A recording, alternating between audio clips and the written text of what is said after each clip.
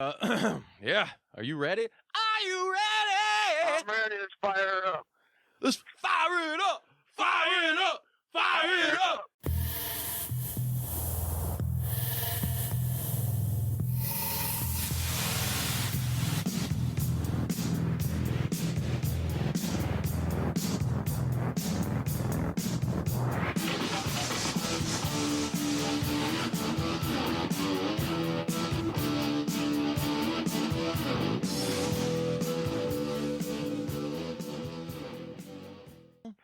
Welcome, everybody, to Juice Pro Wrestling, episode 73. With me in the studio, as always, is Sretton the Savage. What's going on, Sretton? I feel savage. Oh, man, Dr. Claw, I'm sorry you made a guest appearance tonight. How could you get it? Damn, that was good.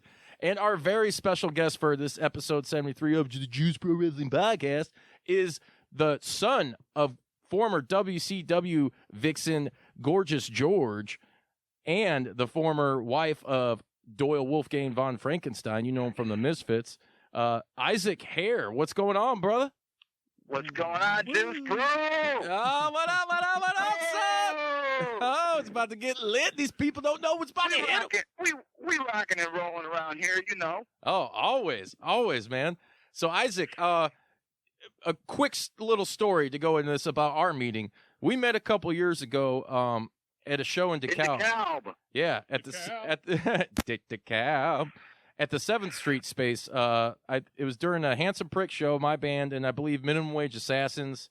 That was a brutal fucking show, man. You killed it. I love your live presence, man. It was great. I appreciate that. And here's a little quick off-track thing that you say that, because I think you were there that night. Someone's like, fucking Phil Anselmo, circa 92. That could have been me, honestly. I don't know. It might have been. But, dude, my point is the last 3 fucking days, I've been getting that. Like, I was at a wedding. And you kind of look like him a little bit, though. Yeah, I guess I get it. It's not necessarily a bad thing. Hey, Rex, turn up that fucking bass. But, I just wanted to throw that out there. So, yeah, we met at this show, man. And, you did a cool little video clip of us. And, oh, shit. We just went really loud all of a sudden. Technical difficulties. What is that? Say something now? Are we good? Whoa, oh, shit. Yeah. Hold on. All of a sudden, you just became like an angel, like in the voice category. Ooh, that's what it should sound like. Yeah. Ooh, we hear you nice and loud now. Yeah. You're all right. I'm going to leave that in. I've been having phone troubles too a little bit, so. Oh, that man. That's all right. Hey, man, we'll totally blame it on you. Yeah, I almost died. Oh yeah. Remember that out there, people listening. It's not our production. It's never our production. No. But yeah, man, we had a great time. I love that clip you took of us. It was cool. I liked the angle. Like it captured a lot of good shit, and you guys can check that out. That was a good time, man. I was filming some shows for this Canadian company. They're actually the guys that have sponsored my this new CD I put out, and they helped me out with my band back in the day with merch and stuff like that. But no, they were like, hey, here's a camera, go film some bands, and we'll send you some money. I was like, all right, sounds cool, So that's why I was out in DeKalb that day. Fuck yeah, that was super cool, man. And lo and behold, so like. I think it's like fast forward maybe a month or two later, and I had, I friended you on Facebook. We had talked because you were dating a girl at the time from DeKalb, I believe, right? No. She was just a friend. We weren't dating or nothing. Oh, that's all right. Just casual sex. It's all good. Play on. No disrespect on that. No disrespect. No. Yeah, but I asked her. I said, "Hey, man, like, who's your boyfriend and your friend? Like, can I, get a hold of him for this clip?"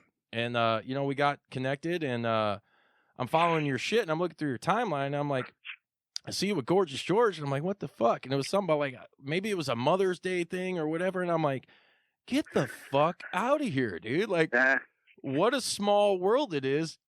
Dude, I've been watching. How old are you, Isaac? 27. 27. Ooh, lucky number, 27. Yeah, happy belated birthday, by the way, man. Don't want to fall in that 27 club. That's right. That's why we skipped episode 27. we put out episode 26, and I don't know if people out there that have been listening for a while now caught on to that, but that was totally my whole thing. I didn't want to be a part of that club, so we did 26, and it was a football meets wrestling episode, and it was a 2-part episode, and then we just went right to 28. You kept that a secret for nearly a year. I did. Hell, you got to, man. Yeah.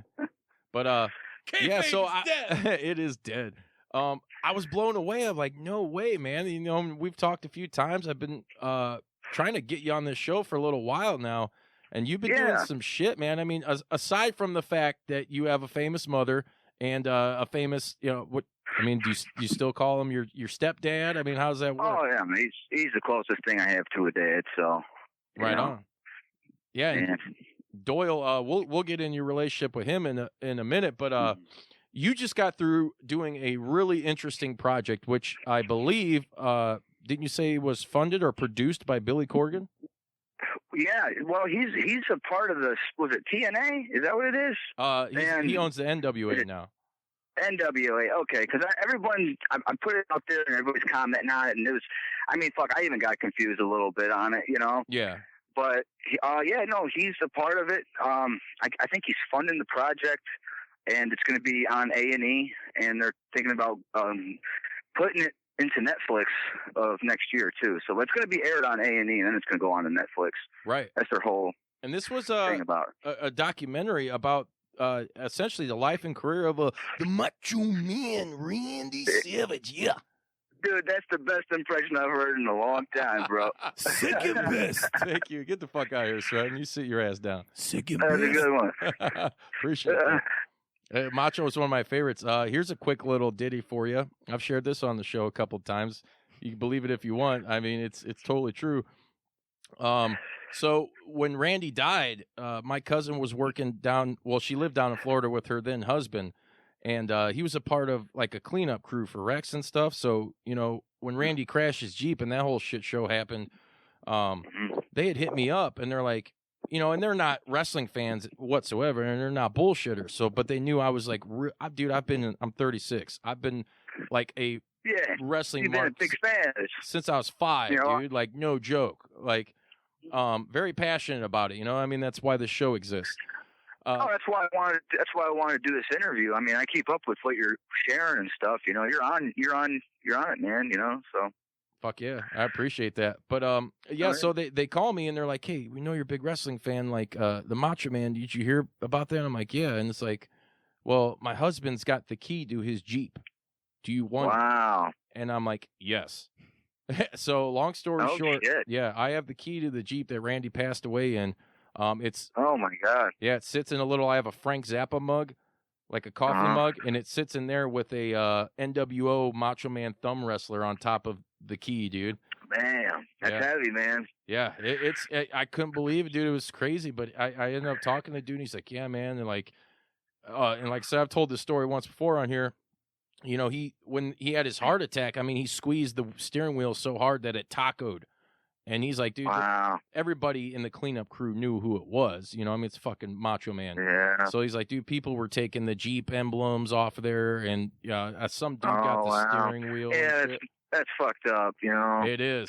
I mean, it was a sad thing, dude. You know, I mean, but you know, what can you do? Yeah. What can you do? Hey, they sent me the key. I'm not guilty. I just said yes. All right. But Randy was one of my favorites, much like he was with everybody. And the reason you were a part of this documentary, people may or may not be aware. And actually, I wasn't really too much aware until I started doing some research on you. Your mom and Randy were actually an item back in WCW, right? Of course. I mean, she was his, stage girl, his ring girl, his eye candy. Oh, yeah. You know? When he first came back and he was all just like juiced to the gill. Like, remember he disappeared for a while? Then he came back and he was more modern. He looked like WCW. He came back with a gimmick, man, that just rocked the fucking 90s away, you know? Yeah. That's what he did, man. He knew what he was doing. Yeah, fuck yeah. And he came back and, you know, he had Gorgeous George on his arm. He had what would become Molly Holly. A lot of them did that, though, you know? I mean, you're thinking 80s and then, you know, shit, and then it goes in the 90s. It's like they had to evolve. I mean, look at, you know, Hulk Hogan and his costumes, or Ric Flair, or even Sting. Like, look at his makeup from back then to where it changed to where he looks like the Crow, you know? Yeah.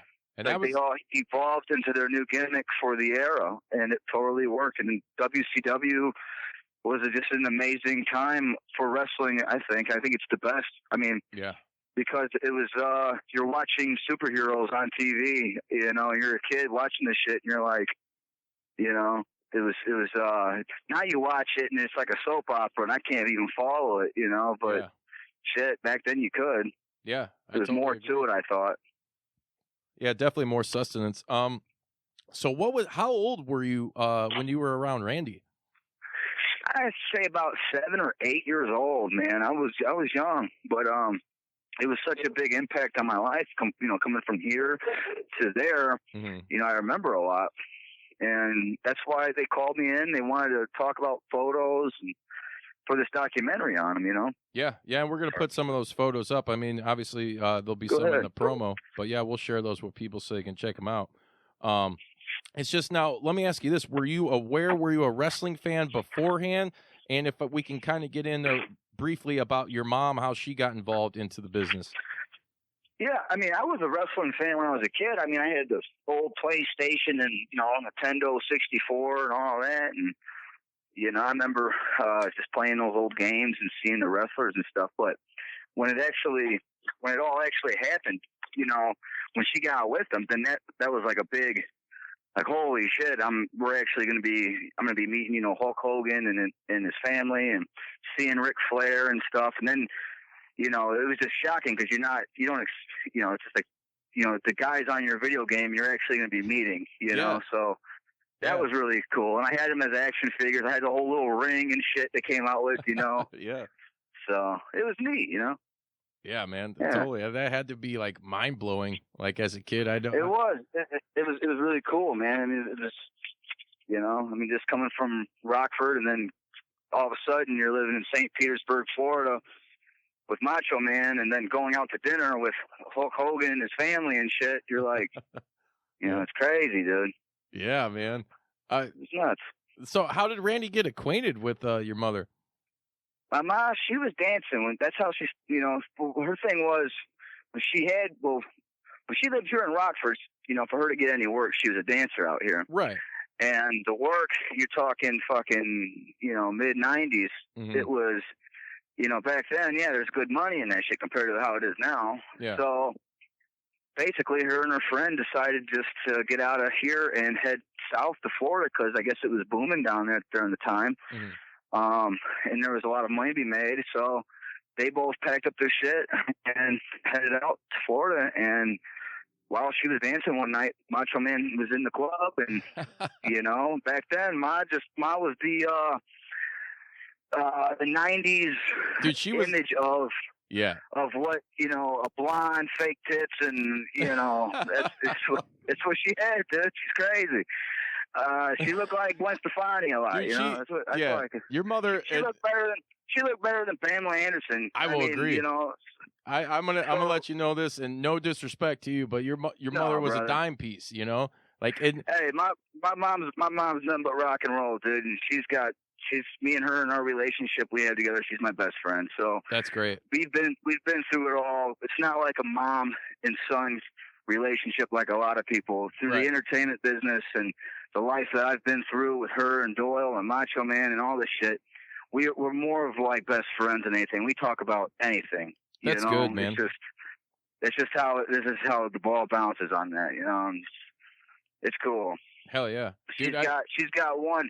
If anybody wants to make a movie of a woman that really fucking had some, you know, a lifestyle of coming from jack shit to, you know, stardom and fame, and, you know, she lived like anybody else does up here in the city, dude. Like, you start in the fucking, you know, the ghetto, and fucking she lived it, man, and shit, she fucking did it, you know.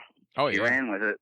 Yeah, I mean, but there was love there, and with her and Macho, it was just there was things Macho ended up doing later on in their relationship, which went the way it went and that's all going to be on the A&E documentary. Check that shit out, March of next year. Hell yeah. There's a lot of juicy shit, man, and there's some things I don't even know about.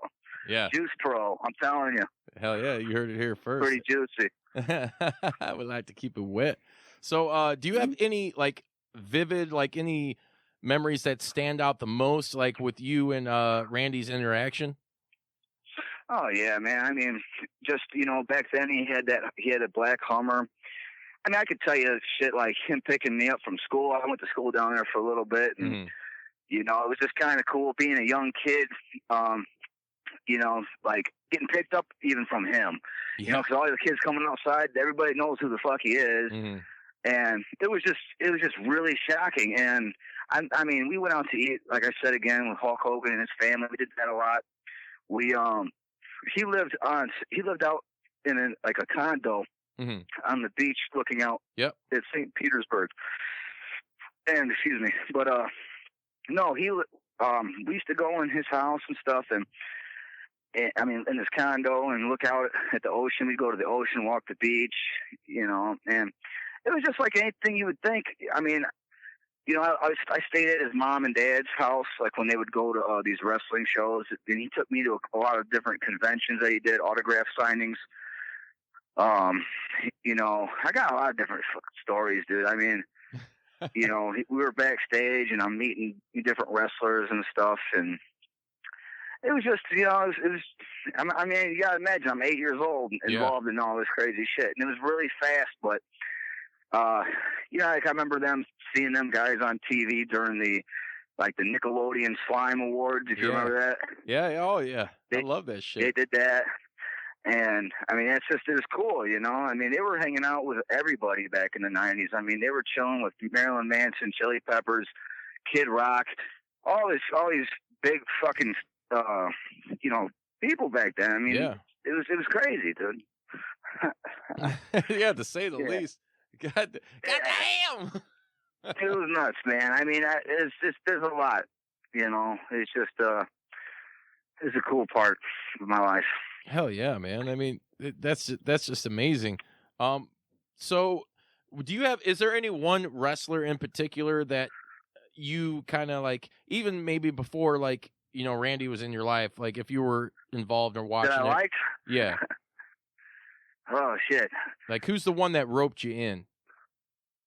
Oh, man, I'd have to say either Sting or Goldberg. I like them guys a lot. Nice. Or Chris Jericho. I like him a lot, too. And the Dudley Boys. Yeah, dude. Fucking EC-Dub. EC-Dub.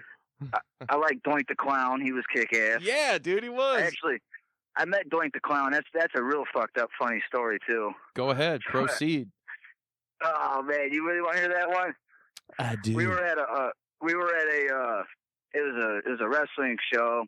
This was like shit, man. I had to been probably like in 3rd or 4th grade. And my buddy back then, we didn't even know what the hell. This is bad. We didn't even know what herpes was. and he had it on his face because I guess when he came out the womb, it got on his face when he was a kid. Yeah. So I remember we go to the convention and we're meeting Doink the Clown, and I remember hearing his name and shit, so I'm excited to see him and stuff. And my buddy's right next to me. He's got this old nasty sore on his face. And Doink the Clown, he's sitting there and he goes, hey buddy, what is that? What's on your face? And my buddy goes, it's herpes. Oh. And Doink the Clown, I remember his face. He turned over and looked at my mom like what the fuck? And back then, we were so young, we didn't know what the fuck it was. And now I look back on that, and I'm like, oh my god, dude, like. Oh, dude, that's fucked up. That's what we're looking for here at Juice Pro Wrestling. We need that juicy shit. That's pretty bad, dude. So this was your buddy that had the herp? He's the herpetrator? Yeah. I ain't gonna give no names out, man. I love him. He's an old friend of mine. But I look back on that shit and I'm like, oh my god. Like he got busted out by Doink the Clown, dude. Yep. That's an old one.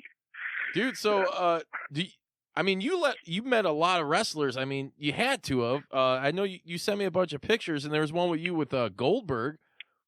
Yeah. What'd you think about? Did you catch any of his recent comebacks in the last couple of years? No, but I actually I've been like watching a little bit of stuff. I've seen Steve Austin just is coming out with like a new series. Yeah, it's pretty dope. I just watched the first 2 episodes yesterday. How was it? Dude, it's cool. It's not long enough because imagine this. How fucking cool do you think it is to hang out with Steve Austin? It's that fucking cool. Like my girlfriend even said, like, you know, she was taking the dog out or doing something. She's like, hey, don't hit play on this because I need to watch this. Anything that guy does is fucking entertaining. And he's hanging out with like Rob Riggle. The second one, he was hanging out with Sal, what is it, Volcano or whatever from Impractical Jokers. You need to get like Mick Foley on this, man. That'd be amazing. Oh, well, another big one that I really liked. Yeah, we definitely have plans. Actually, this Sunday at Warrior Wrestling in Chicago Heights, we're gonna be at the Fan Fest doing a live podcast where Mick is gonna be. He's he's got a match with his son-in-law, almost son-in-law. They're not married yet, but his daughter's with a guy named Frank the Clown.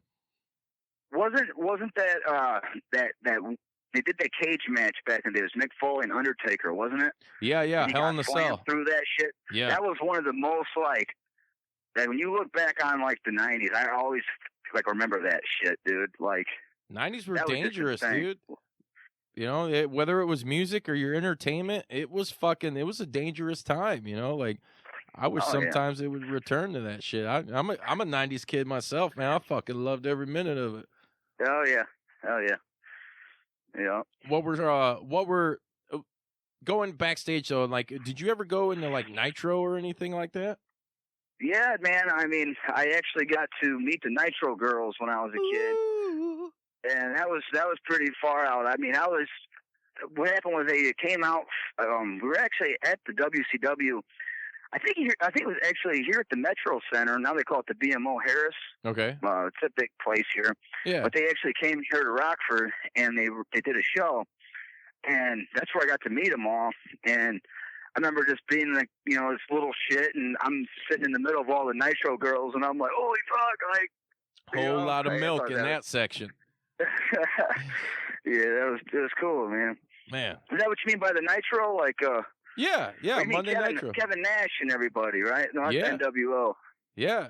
Well, no, yeah, they're all a part of the same thing. You know, Scott Hall. Did you get to meet him? Yeah, my mom. She's got a hold of Diamond Dallas Page not too long ago. Nice. He's in Georgia. Yep. He's doing like some kind of yoga thing now. Yeah, DDPY. Yeah, she actually went to that and did a class and was talking to him, and because she wants to make a big book about all this stuff about Randy, and so she talked to him, and she did a couple conventions not like in the last like 2-3 years, and she got to see Kevin Nash again and everybody, and you know, it's just everybody's getting older and shit, doing different things. Yeah. It doesn't. Your mom's got her own. She's down south, right? No, she's actually in New Jersey right now, but we were actually all down by Pensacola for a little bit. Right on. Well, with that, let's transition into, so how long was Randy and your mother together? Oh man, at least a couple years. I mean, years?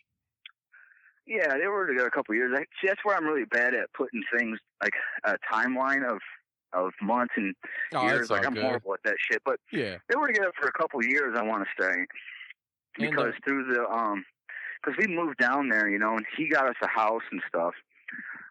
You know, after when she was living in his condo with him for a little bit, then he ended up actually getting us a house, and then if you remember, the Misfits then did a skit with WCW where they came out. Yeah, with Vampiro.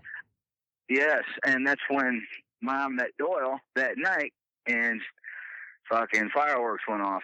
Nice. So, here's a quick thing as it relates to that story real quick. If I may interject here.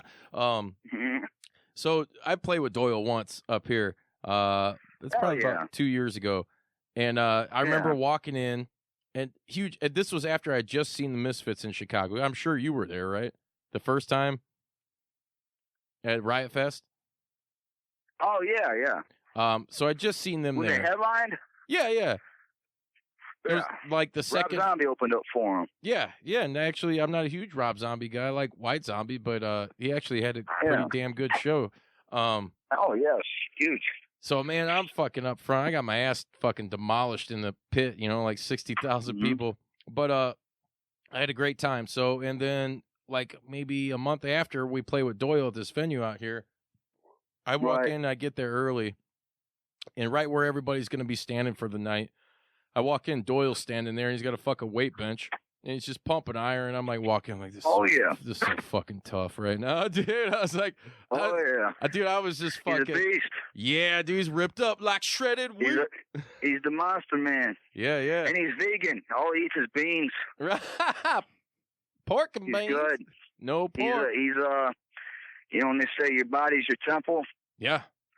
That's what he does, man. Yeah, and man, he's fucking doesn't fuck around. No, he's jacked, but it was cool to see him in there fucking lifting. He doesn't do any roids. He don't do nothing. He doesn't fucking take supplements or nothing. He drinks his protein and he eats his beans.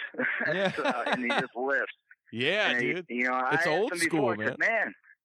I asked him before. I said, how the hell?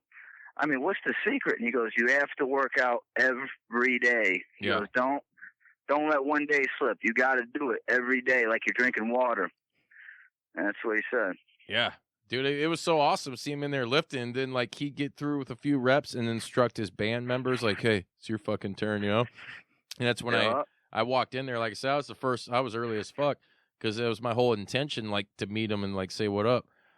So I walk up to him, like, hey, man, like, what's up? You know, this is who I am. Like, and I thanked him for like, hey man, you know, the Misfits gig, that was like a dream come true. You know, I never thought I would see OG Misfits, you know, and I'd seen other Misfits back in, well, one of the biggest things too, that I learned too, was like, you know, through him was everybody thinks that rock and roll is about getting, you know, fucked up, sex, drugs, and rock and roll. You know, it's not like that.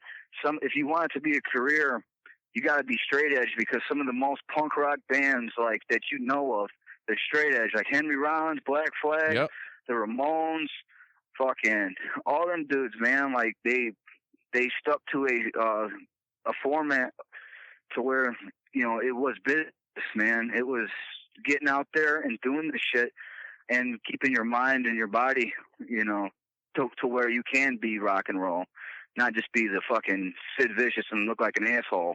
Yeah, you know, who can't even play his fucking instrument. Or Lane Staley. But here's the thing, Lane Staley, he'd get all fucking doped up on H and still sing his ass off, though. God damn. I know. But, you know. I love Alice in Chains, too. I'm a 90s baby, man. You know, I love all that shit. Yeah, I love that's my shit, too, man.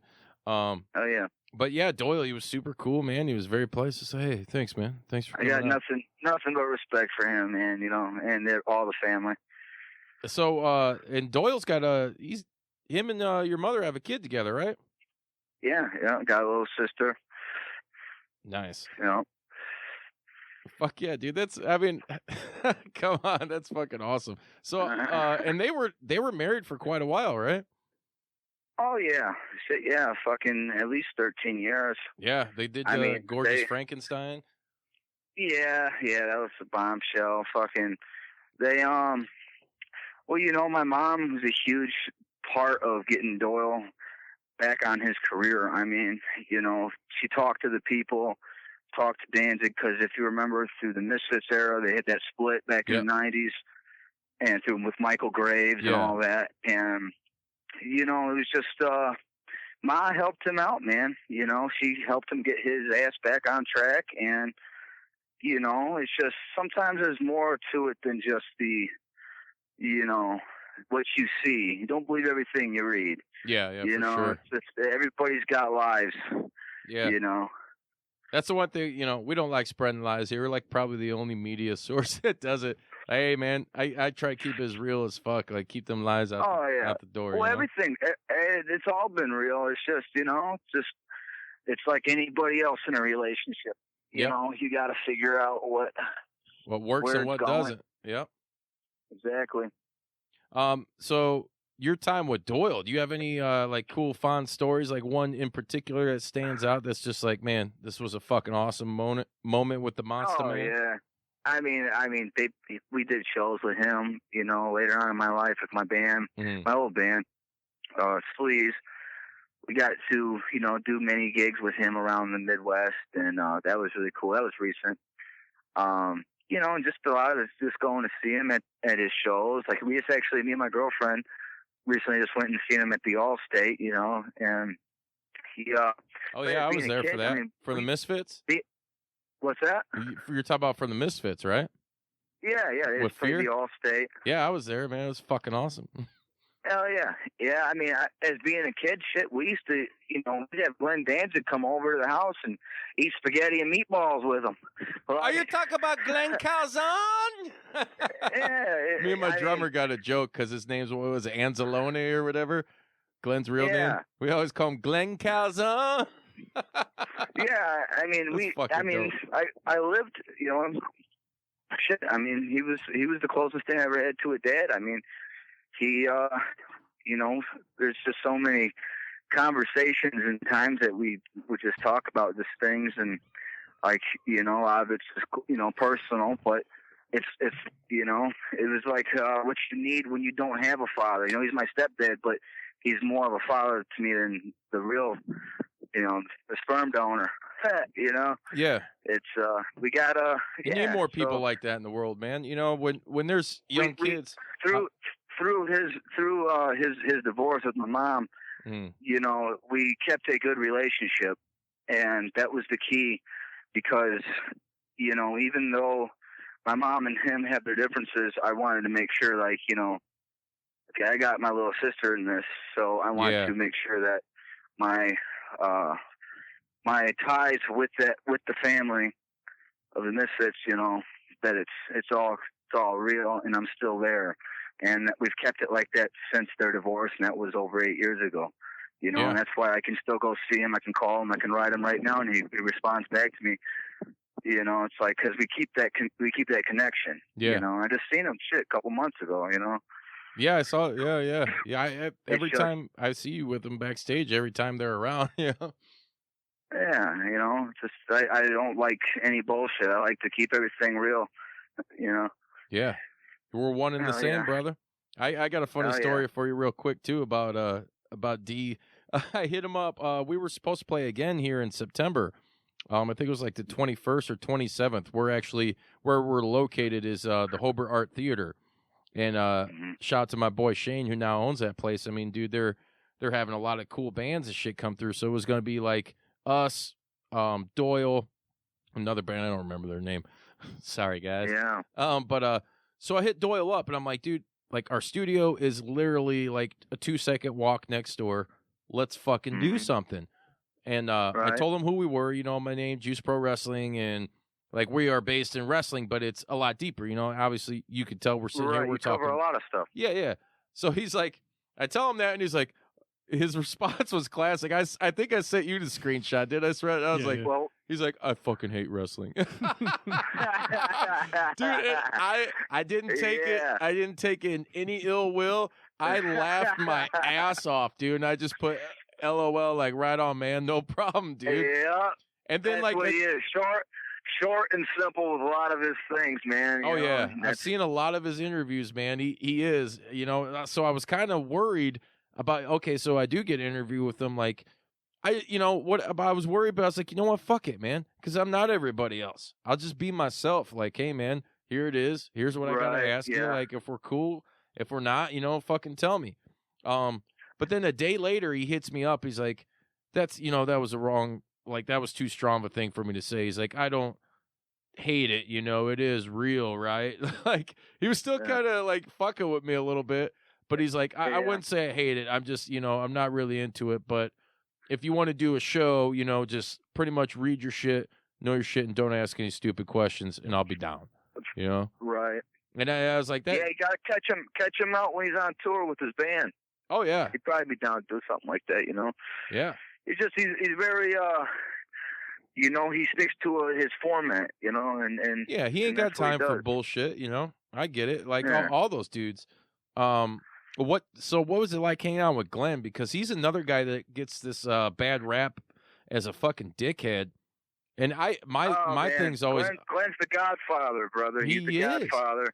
I've always defended him. Nothing but great things to say to him. I love all his work. Yes. I mean, goddamn, he's a genius. He's the Black Elvis, you know. Yes, he is. Evil Elvis. I got nothing bad to say about Glenn. I mean, being a kid, I just remember vaguely. I have a funny story on that happened to me recently with Glenn. Well, not too recent, but a couple years ago. Mm-hmm.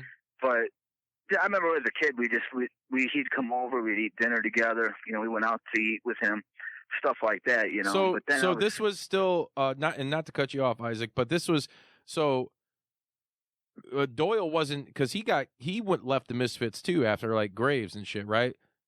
Yeah. You know, he had a falling out. It was all kind of just crumbling at that era. Yeah. But Doyle was still kicking it with Glenn then? Well, there was some meetings, I want to say, and there was talk, but nothing was too finalized or set in stone. You know, there was things. It was just. Well, I don't mean business wise, but I'm just saying, like, and I always heard this. I thought they were always pretty much cool. Like Glenn was, because you know, I know Doyle would always come up, do like the Glenn Legacy tour or some shit, you know.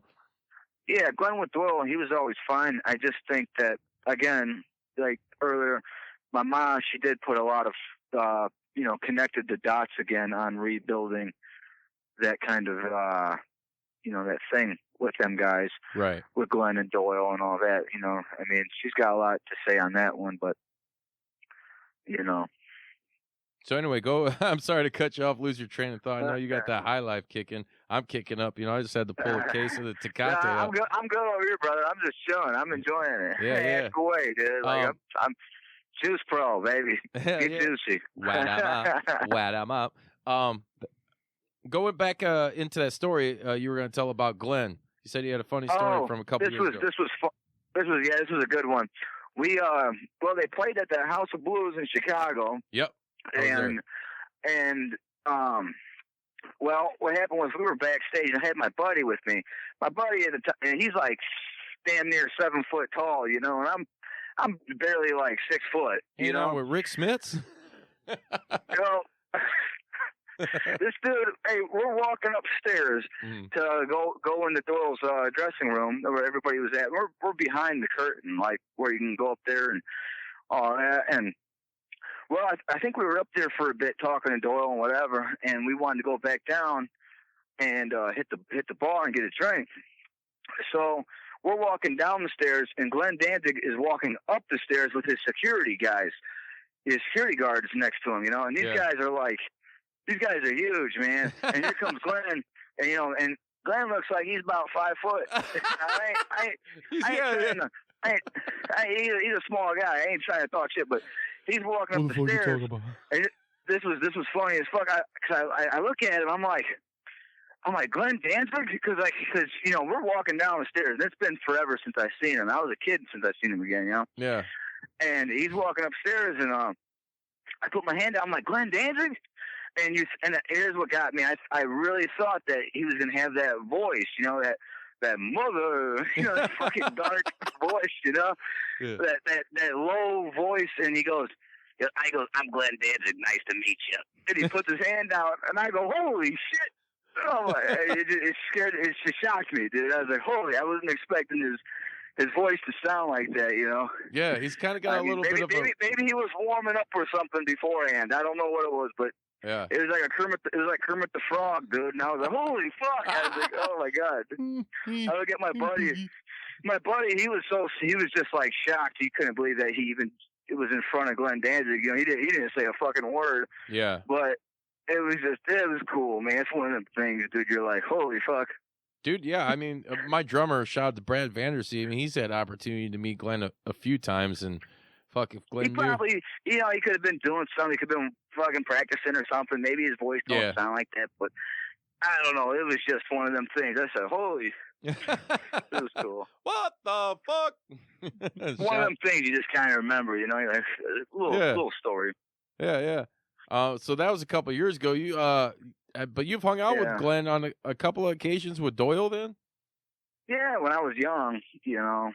Not actually together, because like, you know, they did the All-State Arena show recently. Yeah. And they all got their own dressing rooms, you know. And oh man, really? You know, yeah, everybody's got their own security, their own dressing rooms, and to get to one area you got to go through 30 other fucking security guards. Yeah. And you're lucky to get halfway through. It's like a giant maze, you know? Yeah, fuck that shit. I mean, it's cool. Even if I'm sorry. It's like even if you're telling these security guys, hey man, I got my all access pass. Here it is. Just because they got their authority, they're gonna be like, you're gonna sit here and wait. Like a fucking like, cop. Yeah, man, it's stupid, but Diffie that's what they do. It's all a system, man. Yeah. It's a business. It's legit. Yeah. Did you get to meet Dave Lombardo? No, no. But actually, during the Riot Fest, all Lamb of God, dude. I seen Lamb of God back there. I ran into John 5. That's another good one. Really? During the Riot Fest show, we got there early, and it was all you could drink. VIP. So we're behind the stages, me and my cousin. Drunk in 5 minutes. well, my cousin, he's also, really connected with Doyle too. Nice. And we're back there and we're fucking just having a ball, man. We're like, dude, we're here. Let's get it down. So we're throwing shots back and shit. It's all free. Fuck it. Yeah. And I'm walking behind the stage, and I ran into Mancow, and I've already met. I did an interview with him a while back in Chicago. Oh, Mancow, not too fond of him. I'm not. You know what? I don't fucking like him either. He's this guy. I used to listen to Mancow, dude, in the morning. Yeah. When I used to go, Listen here. I'm 62 and I got jet black goatee. Yeah. And I fixed my bald spot.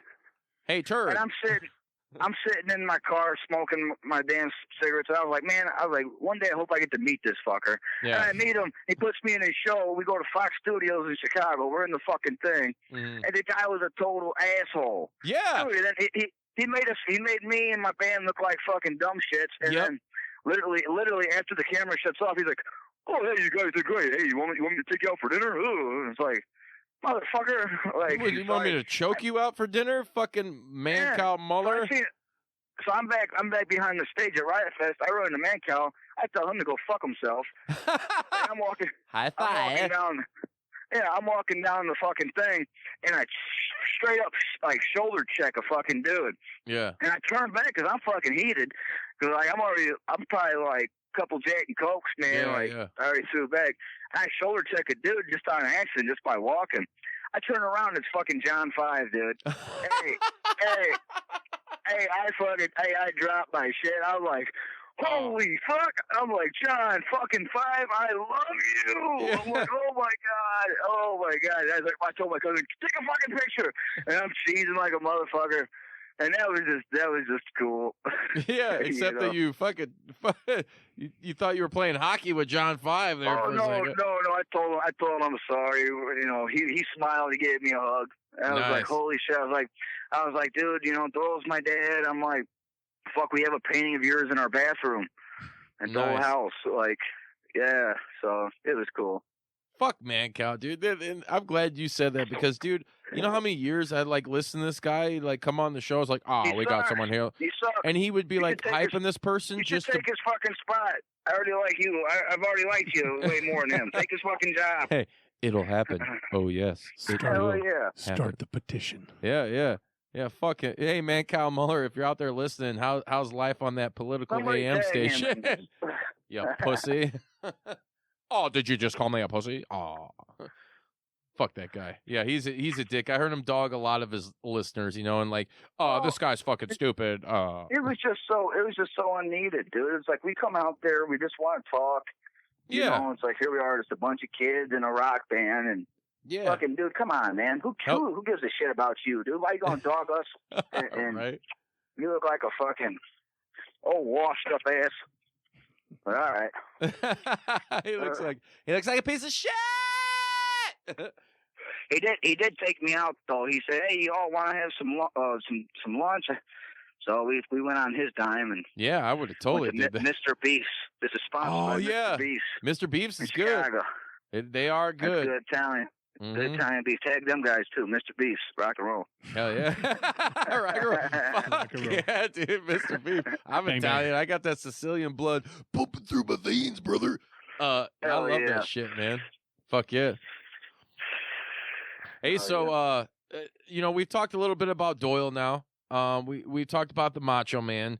Is there anybody else, I mean, in like that circle of, like people that you've gotten to meet that you're just like, you're still cool with, that you fucking talk to, that's like, wow, this was even as a fan, like a pretty fucking special moment for you? Or Oh yeah, I mean, I still all the rest of the guys, like me and Dr. Judd, we still talk. Nice. Michael Graves, I just played a show with him at the Livewire Lounge in Chicago. Nice, yeah, we'll be at Livewire Handsome Prick September 21st. If you ain't doing shit, hey, rock and roll. Hey, I like that place. You know what happened though? What's up? We got done playing the show. Literally, our last song, I think somebody lit off a stink bomb while we were in there to clear out the venue, and it was raunchy, but it did the job. As a crab, we got the fuck out of there. Get the fuck out. But me and Michael, we talked, and it was good catching up with him. It's like, yeah, I mean, I'd really like to get in contact with Hulk Hogan though, because I think if I know he's still living down in Florida. Yeah, he's and a Tampa boy. He's actually a part of this documentary as well. They showed me clips of him. No shit. He's in this. So is what's his name? Oh damn, it ain't Bret Hart. It's damn, I got Shawn Michaels. I'm clueless right now. No, not Shawn Michaels. It was they got Larry the King Lawyer in it. Jerry. Hey, I like Larry the King though. I like Larry. Yeah, Jerry the King. They got best of both worlds. Damn, I wish I remembered the other guy. What's he like? Describe him to me. Russian? Short guy. Wore glasses. He kind of had like a mullet, but it was kind of like a pompadour. Hey baby, it's the mouth of the South, Jimmy Hart, baby. Jimmy Hart, yeah, there we go. We got Jimmy Hart in it. Hashtag juice news. There we go. I said Bret Hart. Jimmy Hart. Yeah, I kind of figured once you said that, I was like, it gave it away. Yep. So he's in it, and the whole reason why this whole documentary, I mean, I was shocked because they called my mom out. She lives in New Jersey, so they took her to New York and put her up in the penthouse, freaking nice ass thing. And the reason why the whole Billy Corgan thing came out was because there's a lot of promo banners and shit around there with his face on it with this. So I think he's somehow connected with this whole documentary because he's a huge wrestling fan, Yeah, and he, I said, he owns the NWA, the National Wrestling Alliance now. Yeah, yeah, I mean, and I talked to their A&R rep, and they said he's connected to it, so... Yeah, so she did her interview, and they called me up, I guess several weeks later, and was like, hey, where are you located? And we'll come out to you. If you got some photos, do you want to talk a little bit about things? I said, sure, go ahead. Yeah, just went with it, Yeah, my name's Isaac. Who the hell are you? Did you give him that Bart Simpson? Yeah, hell yeah. I mean, I was just a young little shit back then, but I was around the circle, Yeah, I mean, it doesn't matter, I mean, you're still around it, dude. Fuck, man, that's crazy. That's living the dream. I mean, and not only, it's like Van Halen, best of both worlds. The fucking, you get the Macho Man, you get fucking Doyle, dude. That was a bad Van Halen one, but whatever. You know what's really cool? I still have both their action figures, so it's like, hey, that's kind of neat. You got the Doyle too? The fucking what? Oh yeah, I did. What it was Come on. it was like a doll though, right? Like a Barbie doll. Yeah, they used to sell me Hot Topic. He came in the coffin case, the electric guitar. Yep. I got all that. Yeah, I used to have a bunch of those old WCW ones from Toy Biz who ended up becoming Marvel toys. What was really dope is when they came out with those skateboards that they were pushing out for a while. They came out with a bunch of old school decks and shit. Yeah, man. They got a lot of really cool.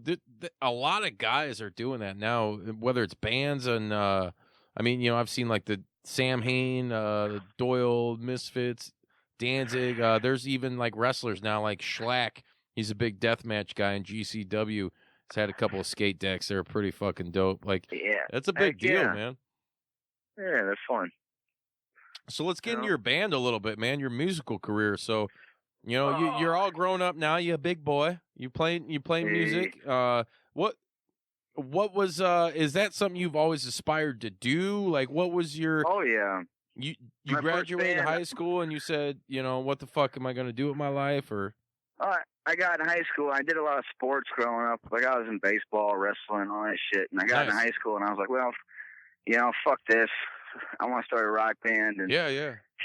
Here in Rockford, Illinois, it's really big on metal. A lot of thrash metal. Fuck yeah. Which I mean, I love thrash metal. I love old school metal and all that. Shit, it's just I can't do it. I can't do the death growls, bro.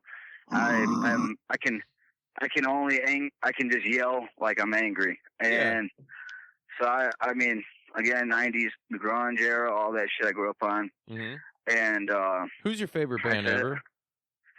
Oh man, dude. I know that's a dumb question because I just said on the show last week, like, I hate it when people ask me who's my favorite ever because I always give 5 answers. Yeah, I change my mind every 5 minutes, please. Yeah. I love the greats, man. What I wanted to have a band where I can have like the sound of the greats, like put some Zeppelin, put some fucking Pink Floyd, put some Jimi Hendrix, some Sabbath. Mm-hmm. And then mix it with like some fucking Manson, some Tool, some fucking, Alice in Chains, Pearl Jam, shit like that. And I want to just blend it all up in a blender and fucking whatever come out is what the sound I wanted, Yeah. And I wanted it to be, also I was a huge fan of Guar. Yeah. Me and Dave Brocky, like we were tight. Nice. I mean, he was a big fan of Sleaze man. too. Yeah. Yeah, man. He was a big fan of Sleaze and fucking, I loved what he did with his latex and his stage shows. And I wanted Sleaze to be like a fucked up carnival show. Like I wanted fucking clowns, strippers, fucking aliens, fucking midgets with just some heavy stoner fucking metal shit playing. Have you heard of? Sorry to interrupt you. Have you heard of the Lagunitas Beer Circus?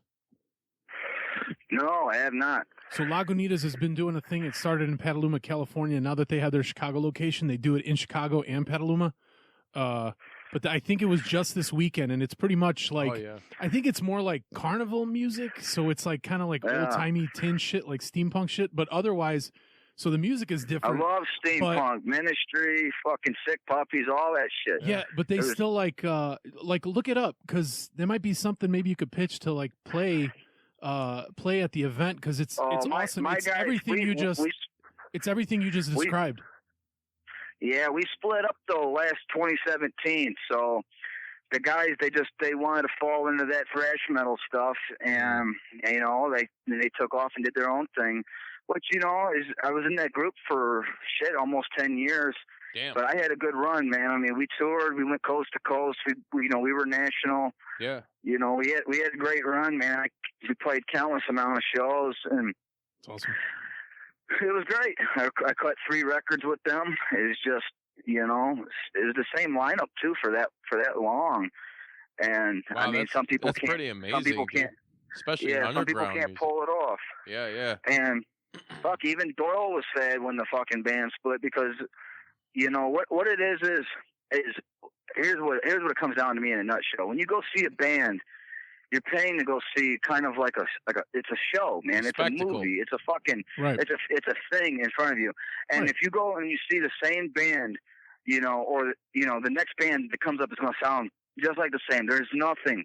Where's the pizzazz, Yeah. And I want shit that's going to be the shock appeal, and I wanted to be different, to stand out, and to make it, because that's what Sleaze was to me. Sleaze was free. I mean, it's fucking, we live in Rockford. Rockford's a sleazy fucking city, Yeah. And it was just, I wanted anything to go, and I guess we just couldn't see eye to eye on them things, so yeah, that's how that went. Yeah. 10 years is a great run, man. Oh, yeah. Yeah, man. I wouldn't change it for the world, brother. I had a great time. Fuck yeah. But now you're on your own, cutting your own shit, right? Yeah, I mean, I went down south and I got away, and I needed it because I kind of realized something about, like, the musicians that are down in the fucking boonies of, like, New Orleans and, like, metals. Like I Hate God. Yeah. Acid Corrosion Bath, of Conformity. all these sludgy, yes, fucking COC, all that shit that comes from fucking the boonies of the nowhere, the fucking bayou. So I go down there to get away from this fucking fast shit that's up here. And these musicians are so constant with like, there's my mentality. I'm like, oh yeah, I was so fast with everything. Hey, we got to get in here. We got to do this. We got to book this, So I go down there and I meet these musicians, dude, and they're fucking phenomenal. And they're writing metal, they're writing hard rock, and they're just fucking out of this world. They sing so good. They can play fucking amazing. And here I am bringing this mentality of being so fast with everything. I'm talking to these guys. I'm like, hey, dude, you guys need to recut this shit. You all need to go in the studio. And they're just like, they look at me and they're like, does it really fucking matter? Like, and when they said it to me, I was like, it was like a fucking atomic bomb went off in my brain. I was like, holy fuck, does it really fucking matter? I'm like, they're just writing music to have fun. Yeah. And that's what I to please themselves. And I went down there to find that again, and I did it, and that's why I wrote this fucking these new songs, and all it is just some 4-chord bangers, but just structured differently, just structured like a song, because our old shit was just so. Yeah, but at the end of the day, Isaac, it's what you wanted, So. Oh, of course. And I checked it out. I jammed it. I liked it, man. So good job on that shit, man. It's just some grungy 4-chord bangers, man. I was just having fun with it, Yeah, and that's all. That's all that fucking matters, It's not like, hey, and if people like it, great. If people don't, then whatever. That's fucking great too. It's same thing here. If people like our shit, I used to always think this, man. When I was in Sleaze and all that shit was going, I'd have more people write me paragraphs of shit sometimes about how they didn't like my music, and then I'd write them back and I'd say, you know what? Look what you just wrote me. How much time did it take you out of your life to write me that? That relates just to the same thing as wrestling, where it's like, I don't fucking like this guy. It's like, hey, you did something to that person because you're getting a reaction. Oh yeah, no, I'd write them back. I'd say thank you. I'd say thank you for this message, because I took about 20 minutes out of your motherfucking life to write me how much you hate my shit. I love you. Have a good night. Yeah, dude. Yeah, and at the end of the day, hey, man, controversy creates cash. If they don't fucking like you, guess what? They're going to go talking all kinds of shit to their buddies or whatever, and then their buddies are going to be like, oh, well, let me check it out. And their buddies may even like it. You know what I'm saying? Like, that's how this shit works. I think the hardest part about being a musician is releasing your music.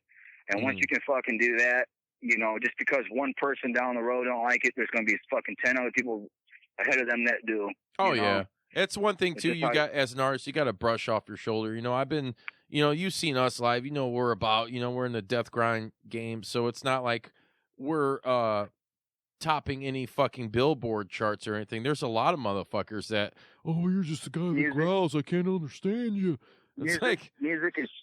Music is just like a piece of it's a piece of art, dude. Like, if you can pick up that paintbrush and paint a fucking picture, there you go. I mean, look at Frank Zappa. You think he gave a fuck when anybody thought of his shit? No, I love that. I love you for saying that. Thank you.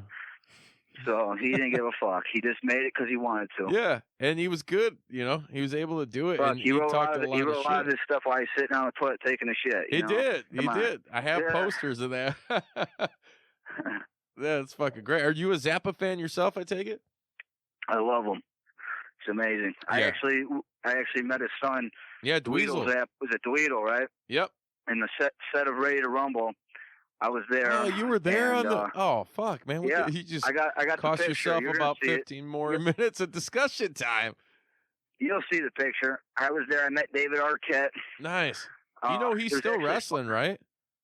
Oh yeah, he ran with it, which I thought that was great. Yeah. I thought that was kick-ass. He actually went with it. Mm-hmm.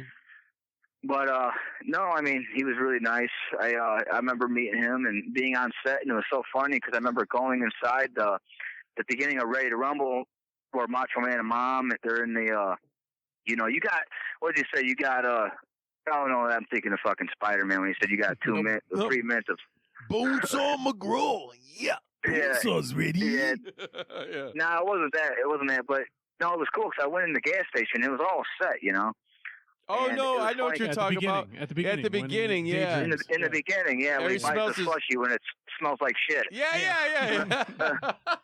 Well, Oh, I went in there and I went. It was all a set, and I think we were in Arizona when it was just like a fucking giant like building that we went into, and it was like you're going outside, like you're going in this building and it's all outside. Like there's a street, a fucking, you know, it looks like it's filmed like it's outside at some gas station, but no, it's all fucking a set, dude. No shit. Yeah, and magic. I love that movie. It's a great movie. You know what? It is. It's underrated. It actually is a fucking good. It's a phenomenal movie. Yeah. You know what? If you have the DVD, I got the DVD at home. I just found it like a month ago. It has I always loved that it has one of the special features on it is a compilation of low blows. So it's like 5 minutes of every nut shot. Yeah, because they always work. Hey, here's a funny little tidbit about the fucking thing though. Randy did get kicked in the fucking nuts, and it really dropped his ass, dude. It was an accident in the fucking film. He really got kicked in the balls, dude. But there's also if you watch the movie in the beginning, in that scene, they throw a quarter on the top of the counter, right? Just because I think it's David Arquette, he throws the money down to the guy, Doyle Zappa. And, no, that was Ahmet. That was Ahmet Zappa. Ahmet, that's who I met then. My bad, I'm sorry, but that's who I met then. I get them mixed up, but. He threw the fucking coin down, and they had to take that shot, like I guess, like fucking almost 100 times just to make that coin go its way it went. And I remember going in there and jumping up and down because it was a ring. They actually like built a fucking ring inside this set, like that was like a gas station, you know? Yeah, it's cool. Cool shit. Dude, that was a flashback. I didn't even put that one in the documentary. Nice, dude. That I fucking love that movie, dude. That's good. You totally just made me remember. Now that was juicy. Hell yeah. Maybe it's this Miller High Life I'm drinking. Maybe that's pretty juicy. I don't know. That's pretty juicy too. Hey Isaac, where can people find you online, brother? Find me. Go to my Facebook, Isaac Hare. It's ISAACHARE. Write me, comment. Fucking, I don't give a shit. My music's at Isaac Hare Music, and look up Sleaze. It's SLEEZE. And if you want to hear any more of my music, go to reverbnation.com/SLEEZEY 69. It's Sleazy 69, and I got all my tunes on there. I've had a couple of those myself. Oh yeah. Wait, that's a military thing, damn it. Oh yeah. Isaac, I fucking would like to thank you for coming on the show, man. It was a great time. Brother, I had a great time. Thank you guys. Thank both of you guys. Juice Pro, baby. Yeah, no problem, man. Hey, anytime you want to come on and cut the fucking rug with us, you know, you're always welcome, brother. Well, just, you know, hopefully some new shit pops off soon, and we'll go from there. Yeah, man. Anytime you got something new to come out, fucking we'll promote Hell it. Yeah. Hey, but there's one more thing we got to do. We're gonna kick it back. This is a thing we like to do. You know, going back to the 90s, man. We always end the show like this, and this is in salute to my main man, Eazy-E. We got to wet him up. Wet him up. Wet him up. God, Isaac's so wet.